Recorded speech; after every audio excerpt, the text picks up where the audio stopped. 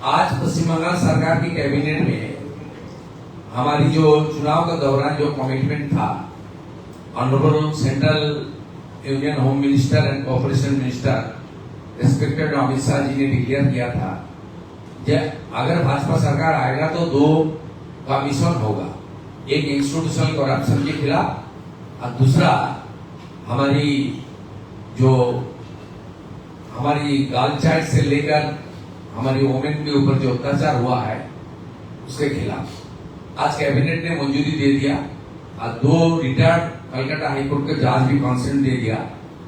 एक कमीशन का चेयरमैन और जो इंस्टीट्यूशनल करप्शन है उसका चेयरमैन होगा ex justice respected Biswajit Basu, member secretary हमारी एडीजी रैंक के आज सीनियर आईपीएस ऑफिसर काम का आदमी जयरामन साहब, और दूसरा एट्रोसिटी अगेंस्ट वुमेन उनका chairperson retired justice respected honourable समाप्ति चटर्जी, और उनका मेंबर सेक्रेटरी हमारी एडीजी रैंक का आईपीएस ऑफिसर, बंगाल में बहुत popular IPS officer Damayanti Singh. ये काम 5 जून से चालू करेगा और हम लोग उम्मीद कर रहा है 1-1.5 महीने के अंदर कुछ रिकमेंडेशन भी आ जाएगा और जनता ने कार्रवाई देखने चाहता है। करप्शन के खिलाफ जो सेंट्रल स्टेट गवर्नमेंट का बेनिफिट के ऊपर करप्शन हुआ, आमखान के रुपया के ऊपर करप्शन हुआ, मिड डे मील में करप्शन हुआ, आवास योजना के करप्शन हुआ, पीएचई में करप्शन हुआ, आपका जिला परिषद पंचायत में मनरेगा में करप्शन हुआ, सबके खिलाफ कुछ कार्रवाई हो। और हमारी माता बहन दीदी बेटी ने उम्मीद का साथ इस सरकार को लाया कि बंगाल में जिस तरीके से संदेशखाली आर्टिकल से लेकर हंसखाली मैनागुड़ी से लेकर कामदुनी पार्सलूट से लेकर कस्बा लॉ कॉलेज से लेकर दुर्गापुर आईटी सिटी तक, रामपुरहाट में एसटी गर्ल चाइल्ड के ऊपर जो अत्याचार हुआ, बॉक्टुई में मुस्लिम माइनॉरिटीज महिला को जिस तरीके से आग से जलाया, इस सब के खिलाफ।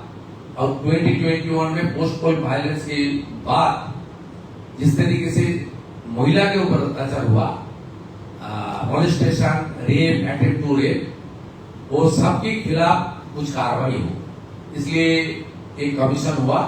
समाप्ति चटर्जी चेयरपर्सन रेस्पेक्टेड और दमयंती सिंह जी मेंबर सेक्रेटरी, कार्रवाई हम लोग चालू कर देगा तुरंत। यही हमारी आज का कैबिनेट का डिसीजन हुआ। ये लोग हमारी मेरा साथ है और हमारी जो सरकार की जो chief secretary home secretary TGP साहब है, ये काम हम लोग चालू कर रहा है। सब मीडिया के द्वारा पूरा बंगाल की जनता को मैं बताऊंगा, फुल कोऑपरेशन कीजिए।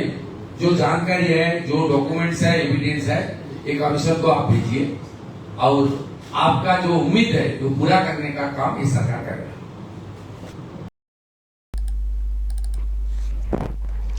চোর ধরো জেল ভরো, যা করেছেন আজকে নতুন মুখ্যমন্ত্রী তাতে এটুকুই বলতে হয়, নতুন একটা প্রকল্প কার্যত চালু হতে চলেছে। চোর ধরো জেল ভরো, 2টো কমিশন গঠন করা হয়েছে। 2 প্রাক্তন বিচারপতিকে দিয়ে 2টি কমিশন গঠন করা হয়েছে, যেখানে সদস্য সচিব হিসেবে আইপিএসরাও থাকছেন এবং একটিতে দময়ন্তী সেন খুব অ্যাক্টিভ একজন আইপিএস, যাকে সাইড লাইনে বসিয়ে রাখা হচ্ছিল গত সরকারের দ্বারা, তাকেও একটিতে রাখা হয়েছে। নিশ্চয় মনে আছে পার্কস্ট্রিট কাণ্ড নিয়ে উনি যেভাবে বের করতে চেয়েছিলেন, সেটাকে কার্যত ধামাচাপা দেওয়ার চেষ্টা হয়েছিল। উনি তদন্ত করছিলেন, ওনাকেই সাইড লাইনে ফেলে দেওয়া হয়েছিল। তো তাকে আবারও তুলে আনছেন নতুন মুখ্যমন্ত্রী। 2টো কমিশন, একটিতে প্রাক্তন বিচারপতি বিশ্বজিৎ বসু, জাস্ট কিছুদিন আগে তিনি অবসর নিয়েছেন এবং যিনিও একটা বিরাট সাড়া ফেলেছিলেন দুর্নীতি দমনে এবং যার বিরুদ্ধেও নানান সব কর্মসূচি হচ্ছিল, এমনকি স্লোগানিং, এজলাসে হুজ্জুতি, তারপর তার ছবি নিয়ে কত কি নিশ্চয় মনে পড়ছে আপনাদের। সেই প্রাক্তন বিচারপতি বিশ্বজিৎ বসুকে একটি কমিশনের মাথায় রাখা হচ্ছে, যেটা হচ্ছে প্রাতিষ্ঠানিক দুর্নীতির ব্যাপারে কমিশন। যত সব দুর্নীতি এখানে হয়েছে, টাকা পয়সা সব লুট করা হয়েছে, বিভিন্ন যে প্রকল্প, সে আবাস যোজনা হোক, জব কার্ডের কাজ হোক, বা যেসব প্রকল্পেরই ব্যাপার হোক সরকারি, সেখানে যেসব দুর্নীতি হয়েছে সেগুলোর ব্যাপারে খতিয়ে দেখা এবং চোরদেরকে ধরতে হবে সেই ব্যবস্থা করা। তো সেই কমিশনটা প্রাক্তন বিচারপতি দেখবেন এবং আমার বিশ্বাস উনি এমন একজন অ্যাক্টিভ এবং দুর্নীতি দমনে উনি যেভাবে আমরা দেখেছি মানে কলকাতা হাইকোর্টে থাকাকালীন বিভিন্ন বিষয়ে পর্যবেক্ষণ দিয়েছেন এবং ব্যবস্থা নেওয়ার কথা বলেছিলেন, আশা করি ঠিক লোককে ঠিক জায়গাতেই বসানো হচ্ছে। এই যে এত দুর্নীতি, এত লুট হয়েছে সরকারি টাকা, সেই লুট কে বা কারা করেছেন তাদেরকে ধরা এবং টুটিটা টিপে আদায় করা। তো তার একটা প্রয়াস বলা যায় এই নতুন সরকার করছে এবং এটা আগেই বলেছিল ভোটের আগেই এই দল যে আমরা কিন্তু ক্ষমতায় এসে এইগুলো করব।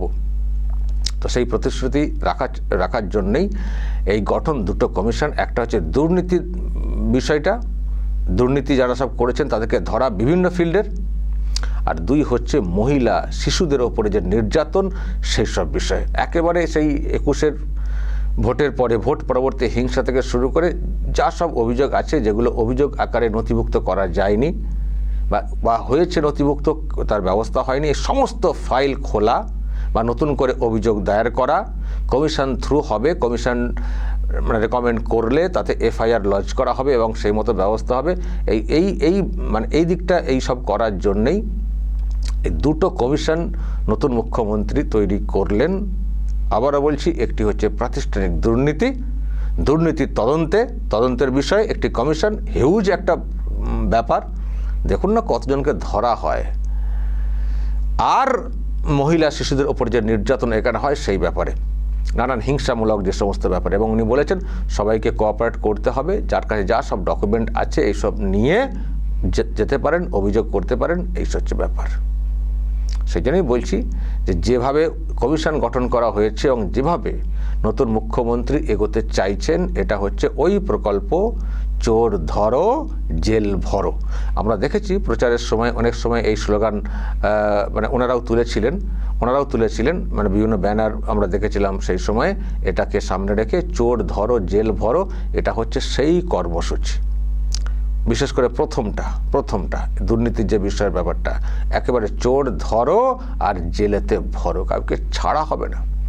আমি যা দেখছি দর্শক, নতুন মুখ্যমন্ত্রীর যা মতিগতি, উনি দেখছেন তো, আপনারাও সে লক্ষ্য করছেন, উনি কিন্তু খুব টাফ এই ধরনের বিষয়গুলো ধরপাকড় করার ক্ষেত্রে। এই দুর্নীতি যেগুলো সব হয়েছে, প্রাতিষ্ঠানিক দুর্নীতি, গরিব মানুষের টাকা পয়সা আত্মসাৎ করা ইত্যাদি, এই সব বিষয়গুলো একেবারে ধরার জন্য উনি উঠে পড়ে লেগেছেন।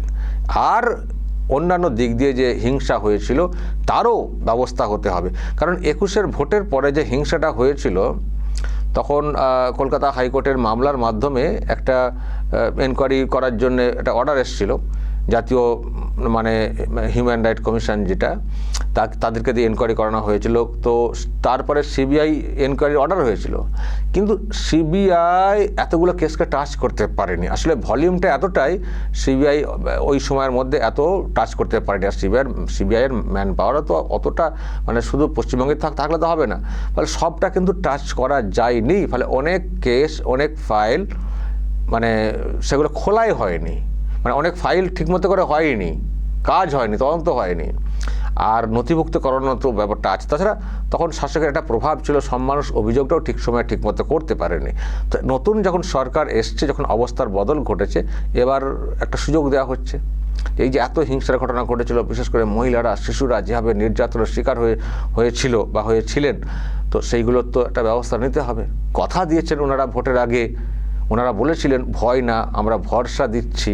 তো সেই ভরসার জায়গাটা যে হ্যাঁ ব্যবস্থা হতে পারে, এবং এমন ব্যবস্থা দৃষ্টান্তমূলক যাতে এই ধরনের মানে অপকর্ম করার সাহস না কেউ দেখাতে পারেন, তো সেটা তো করে তো দেখাতে হবে। তো সেই কাজটাই কিন্তু ওনারা শুরু করে দিয়েছেন।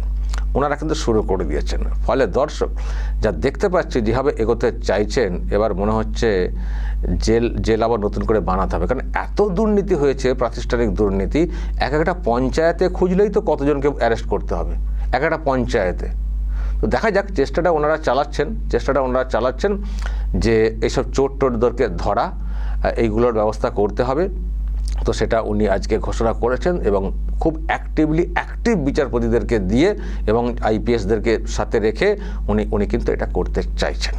ওকে, তো দর্শক বলবেন শুভেন্দু অধিকারীর সরকার এসেই যেভাবে দুটো কমিশন, খুব গুরুত্বপূর্ণ কমিশন গঠন করে দিল, তবে এটাও কিন্তু আমাদের একটা প্রশ্ন থাকবে, যদিও উনি বলে দিয়েছেন এ কমিশন সেই কমিশন না, তবু আমি বলছি আর কি, এর আগের সরকারে অনেক সময় অনেক কমিশন গড়েছিল, তারপর সব কমিশনে চলে গেছিল, রিপোর্ট কিছু বের হয়নি। অবশ্য ওই কমিশন খেয়ে গেছিল শাসক পক্ষের লোকজন, এটা হতে পারে। তো তার রিপোর্ট আসেনি বা কমিশন রেফার করলে হয়তো সেই মতো কাজ করেনি শাসক, কারণ তাদের অন্য দিক দিয়ে তারা হয়তো কোনোভাবে পুষিয়ে নিয়েছিল।